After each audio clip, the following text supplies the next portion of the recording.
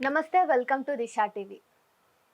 ప్రస్తుతం దేశంలో ఒకలాంటి అస్థిరమైన పరిస్థితులు అనేవి నెలకొన్నాయి. అశాంతిపూరితమైన పరిస్థితులు అనేవి నెలకొన్నాయి. ప్రశ్నించిన ప్రతి ఒక్కరు కూడా జైళ్లలో మగ్గాల్సి వస్తుంది. ఎవరైనా ఒకవేళ దేన్నైనా నినాదాన్ని గట్టిగా అన్నారంటే వాళ్ళందరికీ కూడా ఈ రాజ్యంలో సెక్యూరిటీ అనేది లేకుండా పోతుంది. ఇట్లాంటి పరిస్థితుల్లో ఒక ముస్లిం పౌరురాలుగా, ఒక పౌరుడిగా, ముస్లిం మతానికి చెందిన పౌరులుగా వాళ్ళు ప్రతిరోజు నిరంతరం కూడా తమకి ఈ దేశం పట్ల ఉన్న ప్రేమని, దేశభక్తిని నిరంతరము ప్రూవ్ చేసుకోవాల్సిన పరిస్థితి అనేది ఉంది. నేడు రాష్ట్రంలో కానీ, దేశంలో కానీ ఎక్కడ చూసుకున్నా కూడా మత కల్లోలాలు, మత విధ్వంసం అనేది చెలరేగుతూ ఉంది. మణిపూర్లో కుకీ ఆదివాసీ మహిళల ఆక్రందనలను చూసినప్పటికీ, లేదంటే మనం దేశంలో చూసుకున్నట్టయితే చాలా చోట్ల రైతులు ఏడుస్తూ ఉన్నారు. రైతులు ఒకలాంటి దౌర్భాగ్యమైన పరిస్థితుల్లో ఉన్నారు. తమ హక్కుల కోసం ముస్లింలు గొంతెత్తి పోరాడుతున్నారు. ప్రశ్నించలేని పరిస్థితి ఉంది ప్రతి ఒక్కరికి కూడా. స్టేట్లో ప్రస్తుత సమాజంలో పరిస్థితులు ఎట్లా ఉన్నాయంటే, ఇది నా హక్కు, ఇక్కడ నాకు జీవించే స్వేచ్ఛ ఉంది అని గట్టిగా అడగాలనుకునే ప్రతి ఒక్కరి గొంతులు కూడా రాజ్యం నొక్కి పడుతుంది. ఇట్లాంటి నేపథ్యంలో వెస్ట్ బెంగాల్కి సంబంధించి ఒక మారుమూల ప్రాంతం నుంచి ఒక మహిళ ఒంటరి తల్లి అయ్యుండి, అందులోనూ ముస్లిం సమాజంలోంచి బయటకు వచ్చి స్టేట్కి అగేన్స్ట్గా, అట్లానే కాలరాయబడుతున్న హక్కులకి అగేన్స్ట్గా ప్రతి సమస్యని కూడా అడ్రస్ చేస్తూ కవిత్వం రాయటం, ప్రతి ఒక్క ప్రశ్నని కూడా ఆమె సమాజానికి లేవనెత్తటం, స్టేట్కి చూపించడం అనేది నిజంగా ఒక బ్రేవ్ మూమెంట్ అనే చెప్పాలి. అదొక బ్రేవ్ స్టెప్ అని చెప్పాలి.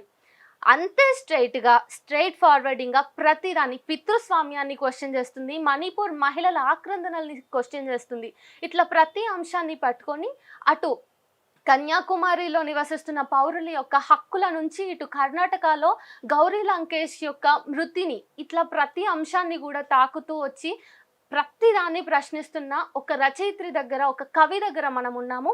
మౌమితా ఆలం గారు. ఈవిడ గురించి చెప్పాలి అంటే ముందు నాకు చాలా భావోద్వేగంగా ఉంది ఆమె రాసిన రచనలన్నిటినీ చదివినట్టయితే.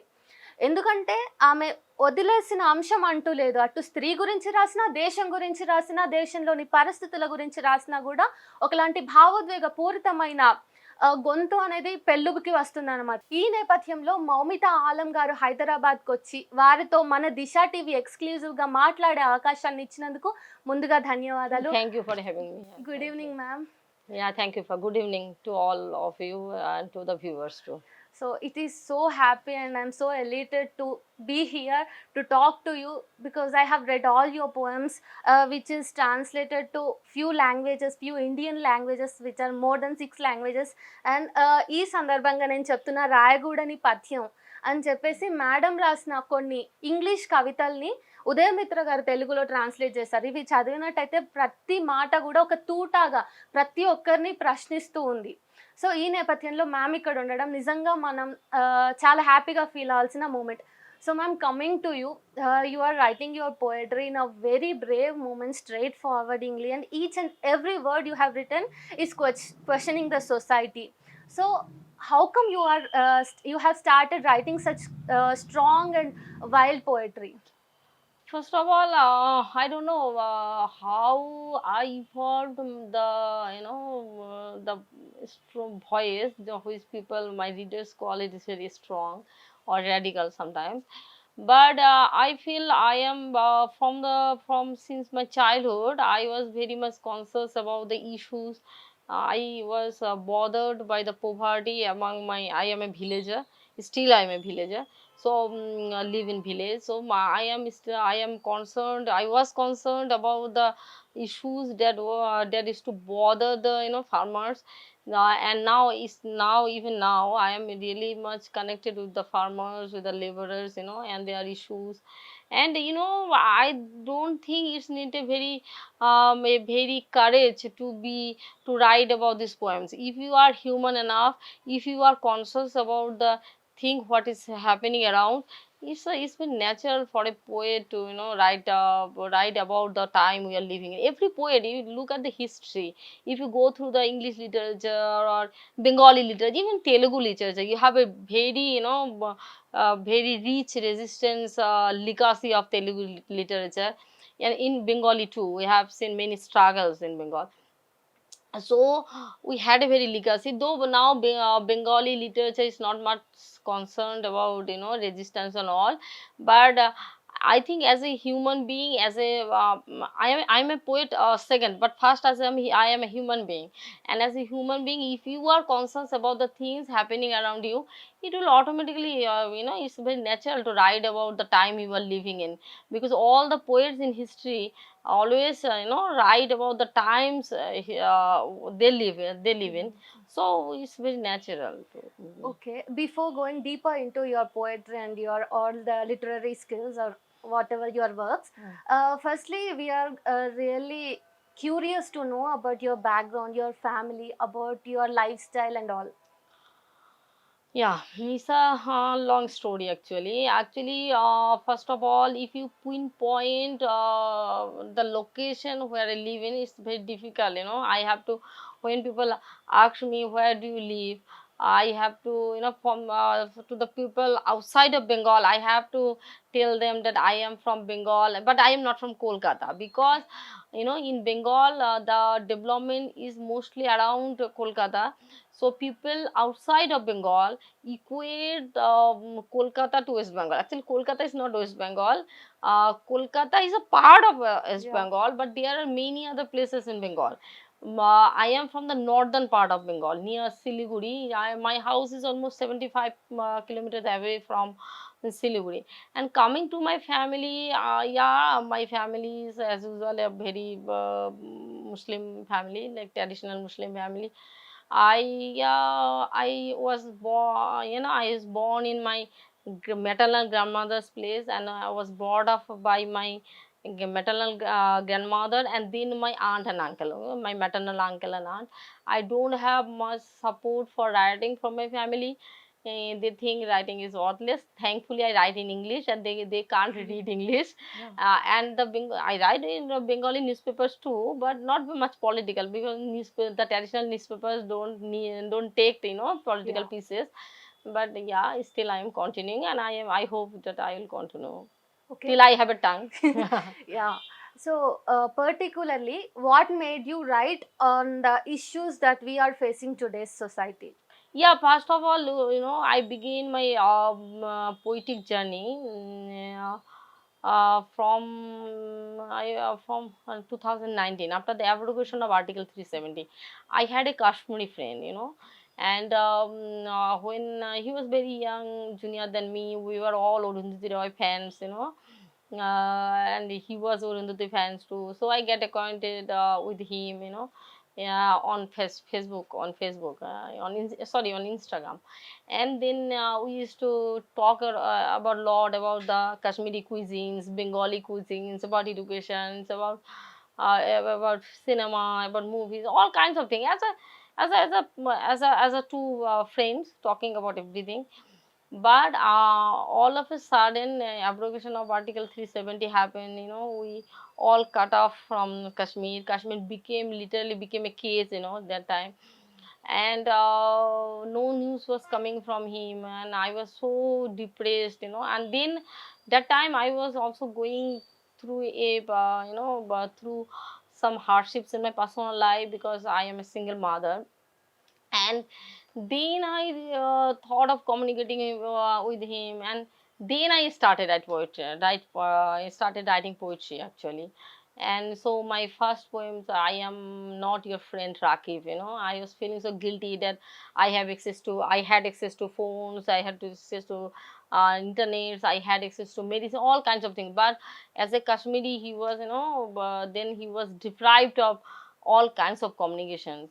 So it was very heartful, and I started writing from then. And then, Artica NRC and a CAA bill was passed, and then Delhi riots, and then migration labor crisis during the 2019, 2020, you know, first Yeah. COVID.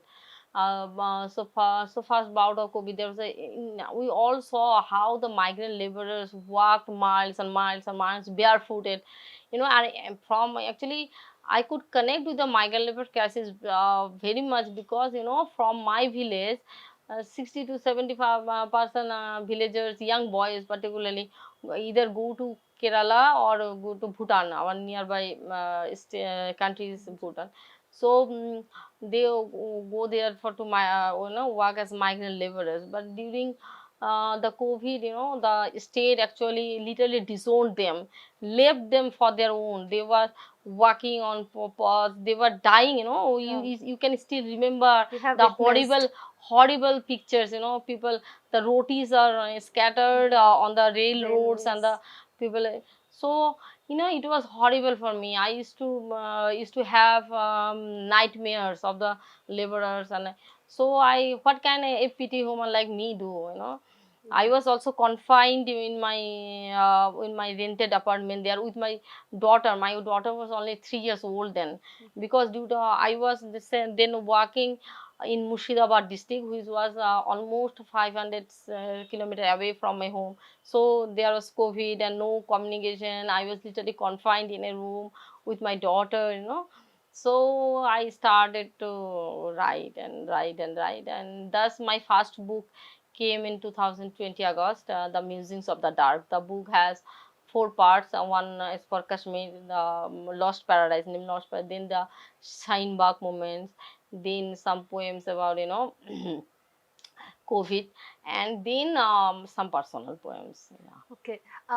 We already witnessed the seriousness of your Mm. poetry and literature, but I'm really excited to know what is the difference between the personal Moumita and the poet Moumita.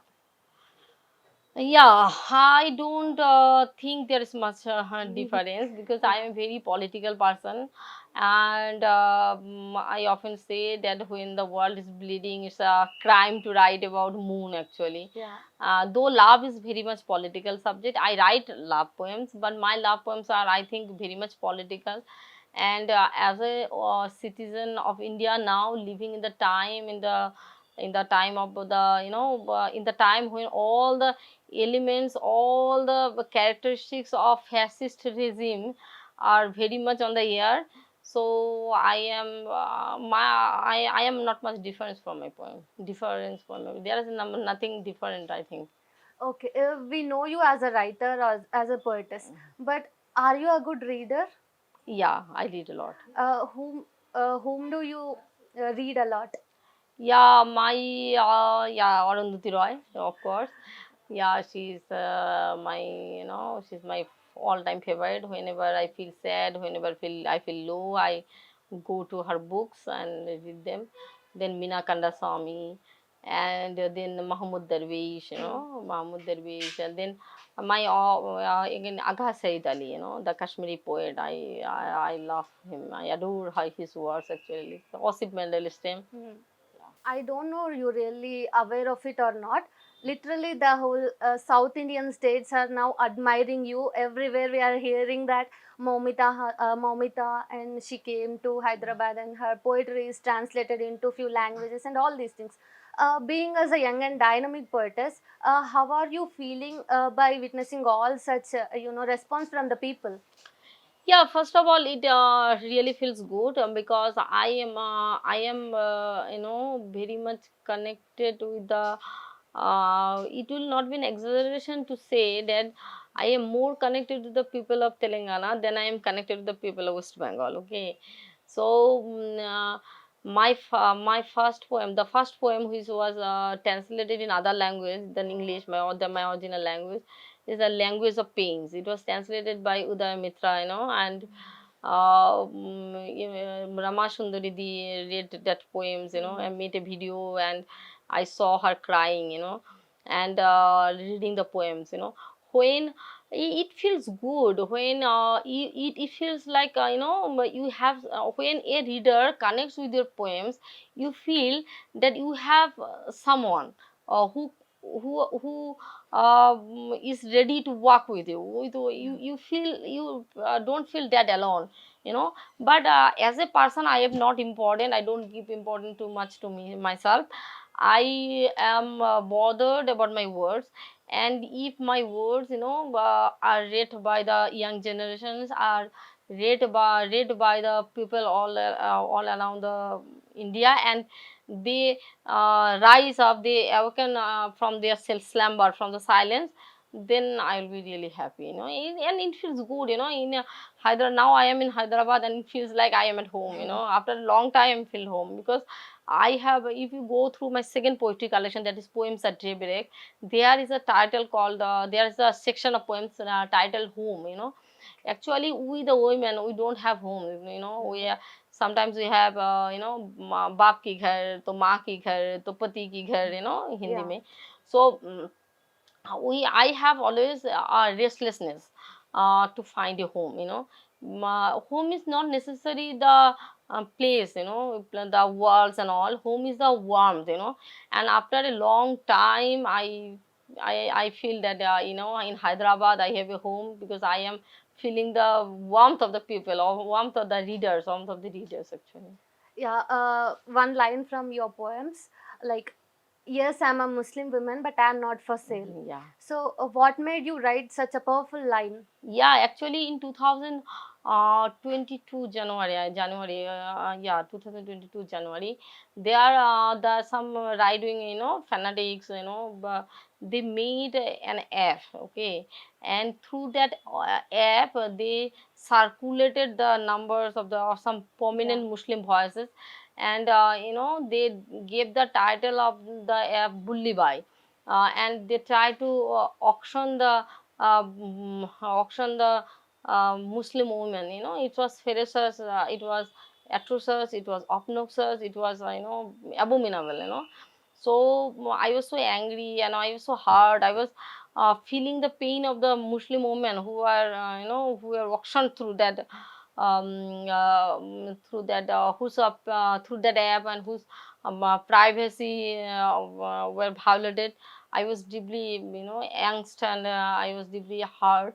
So I was, sitting in my workplace, and just in 5 minutes, the loans came, and I write it down, and then I shared it on Facebook. And oh my God, lots of Yeah. people loved it and translated in more than 7, 8 languages, I think, or more than that actually. So that's that poem came. You actually have written a very sensible poetry, literature. It's really grateful to read them as well. So, coming to your background, you are really from a remote area, Yeah, yeah. but you are aware of all the things, all the issues that are happening around the world. So, how come you came to know all the things? Like, you have written very sensible poetry about Gaza and all those things. So, Look, actually, what happened actually during my college days, I was a very curious child. From since my childhood, I was a very curious child, and during my college days, I didn't have money to buy books. And in my college too, those days there were not many books available. Okay, I wanted to know everything, each and everything. Then I was, one day, I still remember, in 2006, I was walking through the city, in my college, and then I was staying near the college, and I was walking through the, and while I was passing by a bookshop, I saw a magazine there. The name of the magazine is Frontline. It is published yeah. from South, from Chennai. I think its headquarters is in Chennai. So I don't know why. Then the price of the magazine was, I think, 15 rupees. Then I took the magazine, and and then I saw the lot of things were covered in a lot of topics. International, national topics were covered in this magazine. Then I bought that magazine, and after that, reading the first copy, I became the fan of the magazine, literally fan of the magazine. Because the magazine was a kind of window to my world. And then I started reading, buying all the copies. I didn't have much money then. I used to save money somehow to buy the four line. And then I got married to the guy. He was very conservative in a district called Malda, very conservative, very abusive too. But still I tried to manage online, and after the days long work, when everyone used to sleep, I used to wake up steadily and Yeah. read those issues. I was not reading, I was devouring all these things. And my political consciousness is largely formed by porn. And then now after I got a job in very early on my age, when I was 22 plus and 23, almost 23. And I started to buy all kinds of books, and I read. I When I cook, I read. When I sit, I read. I am a reader. Yeah, I am a reader, and I think my consciousness is formed by the things I read actually. Okay. So when I read all of, when I come across all of your writings, I have found that the backstory of every poem is revolving around the mother, the Yeah. word mother. So can I feel like you are a feminist? Yeah, I am a very much feminist, yeah, I am a feminist, and for me mother is an institution, Yeah. father is also an institution. If you go through my poem, there are some poems that are people say that are very courageous, that questions Yeah. father as a Father. father as an institution, and yeah, so my mother as an institution too, because I think all relationships are political relationships. All relationships are depend on the power, on power. Hmm. So, if you I believe that in our household, father is the fascist watchdog.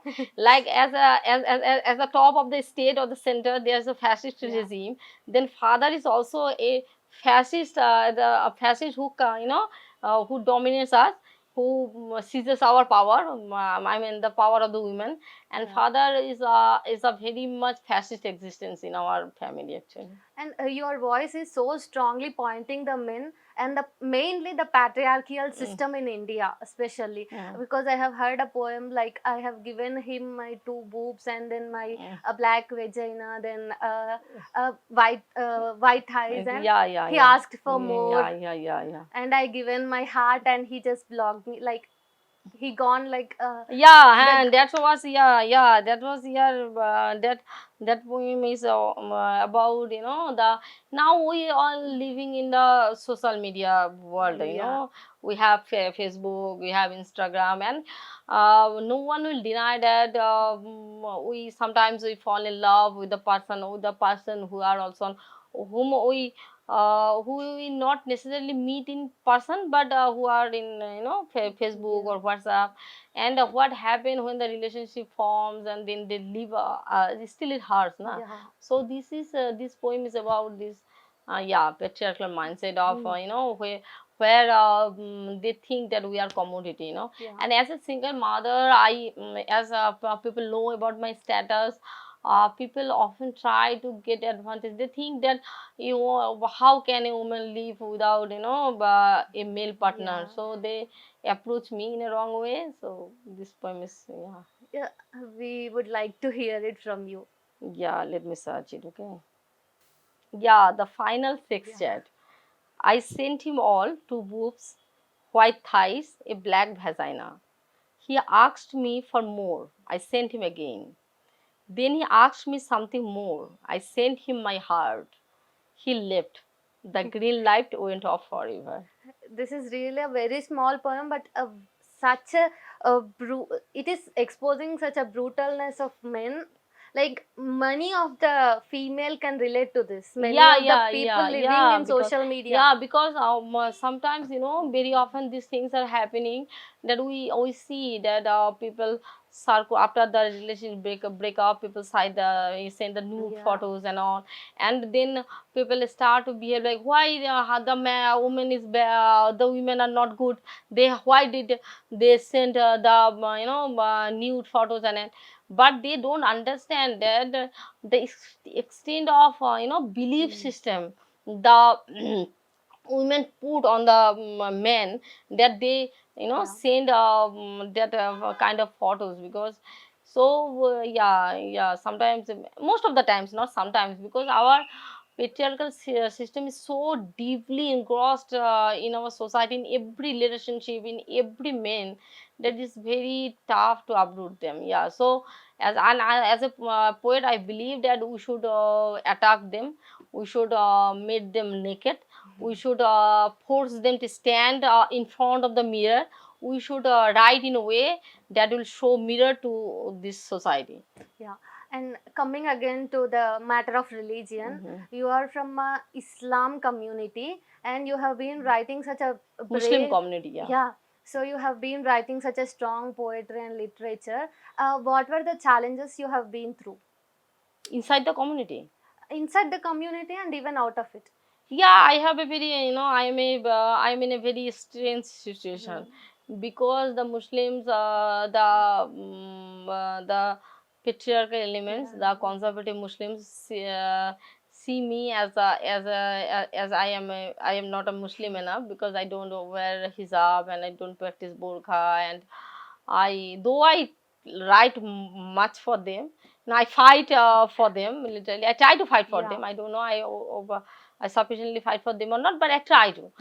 But they, on the other hand, the majority community, majority Hindi communities think that I am writing too much for the Muslims, so I must be a very good Muslim.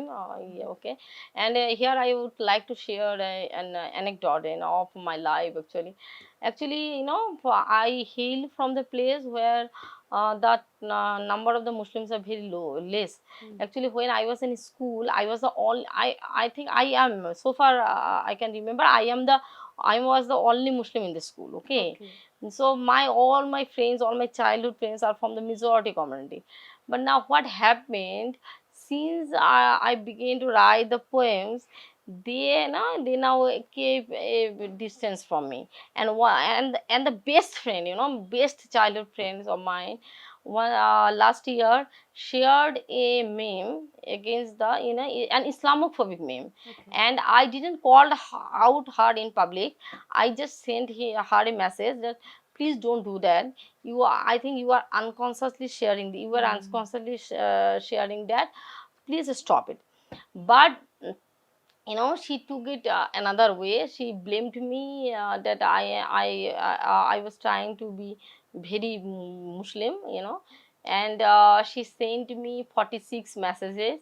And since then, when our relationship broke, it was a very personal loss for me, Yeah. because she was the best friend, and you at certain age, we don't have friends anymore. Yeah. We become acquainted with people for professional causes, for some works, but the childhood friendships are different things, but what can you do? Yeah. This is Coming. the price I am paying for my writing. And also trolls too, trolls, sometimes the trolls, Mm. bad girls, people say me bad girls, and people call me, you must have heard the name of the Taslima Nasrin, a Bengali, Yeah. yeah, Bengali people. Sometimes my family says me, are you going to be a Taslima Nasrin, yeah, or It what? is a proudful moment. No, but they say it in a very negative sense. Mm. They, yeah, in conservative Muslim family, Taslima Nasrin is a kind of slang. It has become a slang. Yeah. So since few years, like a decade or something else, like a decade or from 15 years, the situations in the country for Muslim is so dark. This we can call it a dark period for Muslims because they are tend to prove their nationality and all those things. So at this sense, how are you feeling? What would be the situation of the Muslims or the minorities or the Dalits or the Adivasis for like just 3-4 years? Look, we can't say in future. I am still hopeful. I believe in hope. I am very much optimist. I believe that though the politicians, yeah, ignore the the intelligence of the people, the voices of the people, ultimately the voices will rise up. Okay, and as a poet, we should nurture that, Yeah. that spirit, that optimism. We should cultivate it, and we should fight for it, and we shouldn't give up actually. Hmm. Look, still what happening is still people are, if you look at the parliamentarian procedure, here the majority still don't vote for those who are in power, Yeah. but they are as they have captured our media, Hmm. they have captured our newspapers, they are circulating the news that everyone is supporting. It's Hmm. not like that, it's still in the south, I believe in the in the Telugu people. I think they are they are my inspiration. So in Bengal too, and all the farm, I don't believe in the middle class anymore, because middle class people are now very cautious. They are the new liberalism has affected them very much. They have neoliberal aspirations like flats and houses Yeah. and all. But in the villages still there are some people who who will rise up. I believe that I will rise up, and I am not giving it up at all. I think yeah, we may might be traveling through the darkest period, but at the end of the tunnel there is hope, there is light. The soul of your literature is about resistance. Mm. So your main resistance is towards. Yeah, my main decision towards every operation, Okay. every operation of the state, of the family, of the patriarchal system, of the reach operation of the reach towards the have-nots. Because in India we now seeing that 10 or 15 people, they are occupying the all the wealth of the India, and the rest of the people are jostling with each other for rest for the remaining wealth. I believe in equality, and I hope people someday will rise up and demand their equality and snatch their equality. I believe that. Okay, now we would like to hear a feministic oriented poem from you. Yeah, here I am reading a poem titled "Ref Nation." Okay. Hmm. Yeah, I we often see that our society normalizes rape culture, Hmm. and victim shame. We often face victim shaming. We often hear the the politically powerful people say that अरे वो तो ऐसा dress पहना तो उसका rape हो गया, ऐसा Yeah. वैसा. So I am reading a poem titled Repression. My lover number 36, my lover number 31 accuses me, you are too obsessed with sex. He says, I love you. I read, I fuck you. He sends virtual kisses. I reply, let's meet and fuck. He says, hug, hug, hug. I reply, fuck, fuck, fuck. Finally, we met on bed. I said, I love you. He fucked me and left. He no hug, no kisses, no gift. A tattered woman learns to read between the lines. Actually, here I am questioning that a man always, will takes always, attracts us by the sweet words at the first. When we fall for them, when we, ready to be with them, they just use us and left. Such a sensible poem, literally. And if we go through all the your literary works, we are at a point, we are getting a pause, and we are interspeaking ourselves, and then we are continue reading some other poems of you. So what made you be so perfect in writing poetry? Yeah, I don't think I am perfect. Perfect in the sense grabbing all the hearts of human. Yeah, I think my life has not been never been very easy.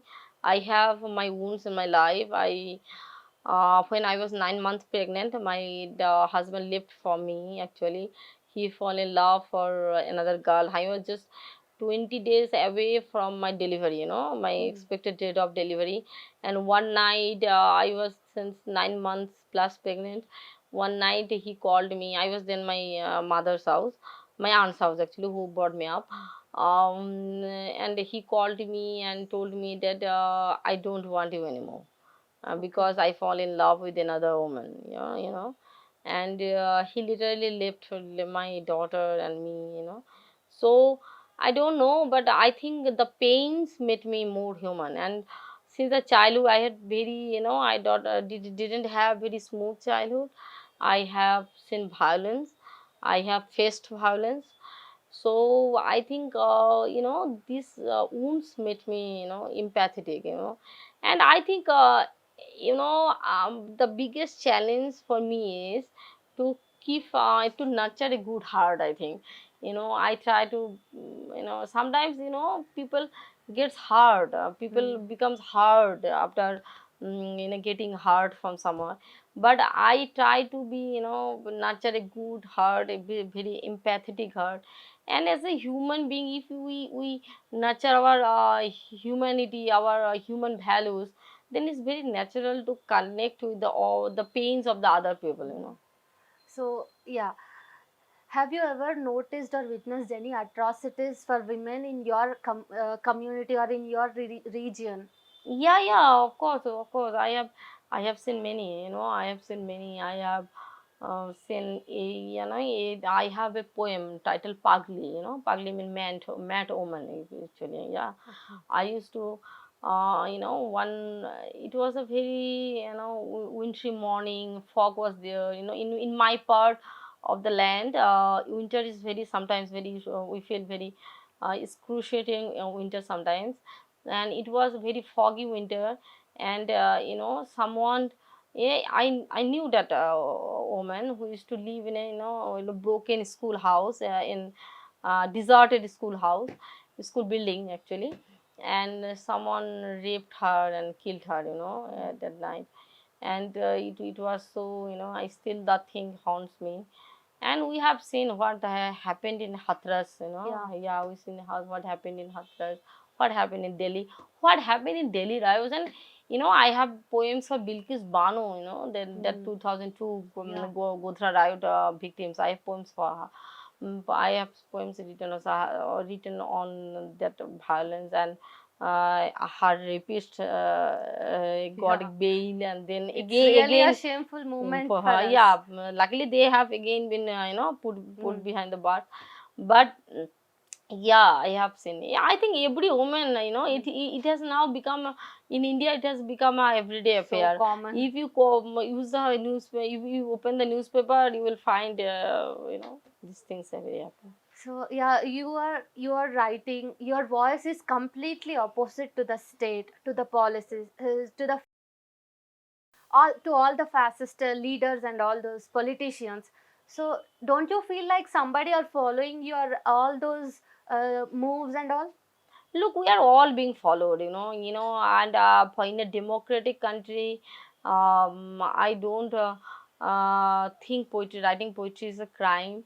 And at the end of the day, I have to answer to my own conscience, to my readers. I am answerable to my readers only, Yeah. so I am not thinking about that. If they find it offensive, then it's their problem, it's not mine. My problem is, my thing is, I am responsible to my readers. So I write, and I try to be honest to my, to my, the word honest might sound little didactic, but I, at the end of the day, I am answerable to my readers and my conscience. So what I see, Hmm. I write. Yeah, when you read about the write-ups which have been like, some people who are questioning the state have been arrested since few years, like we have seen so many people, and the journalists have been hung, and they have been kept in jail and all those things. When you see all those kind of news, how do you feel? What do you feel? No, it's we I become very, it makes me more stronger. I think Hmm. it makes me more, it motivates me to write more, because the person who has put behind jail for no reason, as a poet, as a citizen, I have the responsibility to talk for them, because Yeah. he is inside the jail. He can't write. Then if he is a journalist, he can, he is not Yeah. cover, he can't cover the news behind the jail. So it becomes a more, more responsibility for me to write more about, you are trying to be a genuine poetess and a genuine and responsible poetess, but they have been kept in jails for asking for the basic rights for them. But don't you think that you are questioning them directly and you are addressing all the issues that are opposite to the state, and don't you feel like they might take any action at you? Look, in India, when democracy at stake, Yeah. anything can happen to anyone. You Mm. know, life is always unpredictable. You know, we have been born. The born part has been done.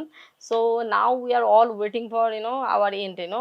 So as a human being, it my responsibility. I don't think that much. Okay, I write what I want to write, and it's very difficult for me to not to write. Yeah. Yeah, for me silence is dead. For me silence is dead. I believe I am still alive. So yeah. But from where did you get this courage to write all these things? Yeah, this is not a courage, I think. Yeah, but thank you for using the This is a word courage. courage actually.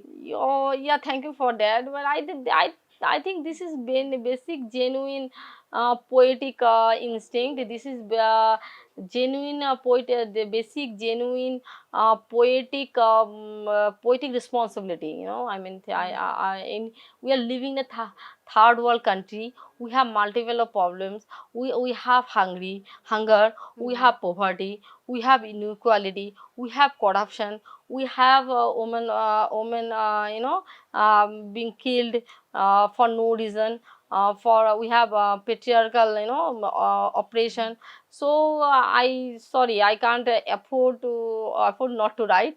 I have to write, and it's very difficult for me not to write. For me, not writing means death actually. Okay. Finally, how are you feeling like when your poetry and literature is going to translate in many languages and it's already Mm. translated in few?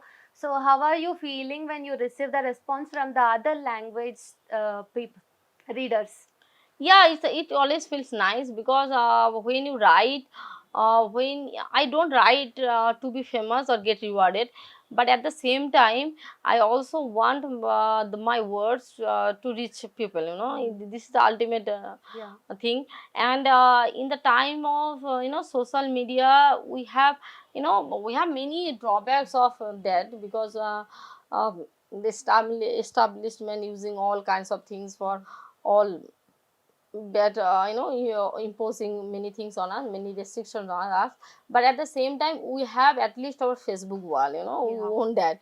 We can write our poetry. If no one publishes it, we can put Yeah. that on Facebook wall. So yeah, through Facebook or other media, like I must thank Outlook, Where, Frontline, Countercurrents, and all many Bengali media, Bengali platforms who regularly publish my write up. So Matruka, I must Yeah. thank you. Thanks Matruka. How can I forget that? I am really indebted to them. Matruka. So they are, it's good to reach people. And yeah, I am happy if my words reach to them. I am not important, but as a poet, I really want that my words should reach people. It is nice talking to you, ma'am. Yeah, thank you so much. I'm honored and privileged and humbled to be here. And thank you for the people of Telangana. More power to all of us. Yeah, Thank you. more power to you too. Yeah, thank you so much. So ఇదండి మౌమిత ఆలం గారి దగ్గర జరిగిన చిన్న conversation. నిజం చెప్పాలంటే తను ధిక్కరించని తను ధిక్కరించని అంశం అంటూ లేదు. దేశవ్యాప్తంగా చూసుకున్నా, ఇంటర్నేషనల్‌గా చూసుకున్నా గూడా ప్రతి అంశాన్ని ముట్టుకున్నారు. పక్కన మన పక్క దేశం పాలస్తీన్‌లో ఎంత వయలెన్స్ చూస్తున్నామంటే అక్కడ మాంసపు ముద్దలు పడుతున్నాయి. రక్తం విచ్చలవిడిగా చెల్లాచెదురుగా పడి ఉంది. ఎవ్వరూ ప్రశ్నించట్లేదు. దాదాపు మన భారతదేశం అయితే చాలా ఏమంటారు, వ్యతిరేక ధోరణిలో ఇజ్రాయిల్‌కు మద్దతునిస్తుంది. ఇట్లాంటి టైంలో పాలస్తీనాకి సంబంధించి ఒక గొంతుక లేవటం అనేది నిజంగా మనందరం గూడా ఆ స్వరానికి ఇంకొన్ని గొంతులు కూడా యాడ్ అవ్వాల్సిన అంశం. అట్లా చాలా అంశాల మీద మౌమిత ఆలం గారు రాస్తున్నారు. వీలైనంత ఎక్కువ మందికి అసలు నిజం ఏంటో తెలియాలి, వాస్తవికతను చూపించాలనే దృక్పథంతో నడుస్తున్నారు. వారితో ఇవాళ మాట్లాడడం నిజంగా ఆనందంగా ఉంది. ఒకవేళ మీకు కుదిరినట్టయితే మౌమిత ఆలం గారి రచనల్ని చూడండి, చదవండి. మళ్ళీ కలుద్దాం. నమస్కారం.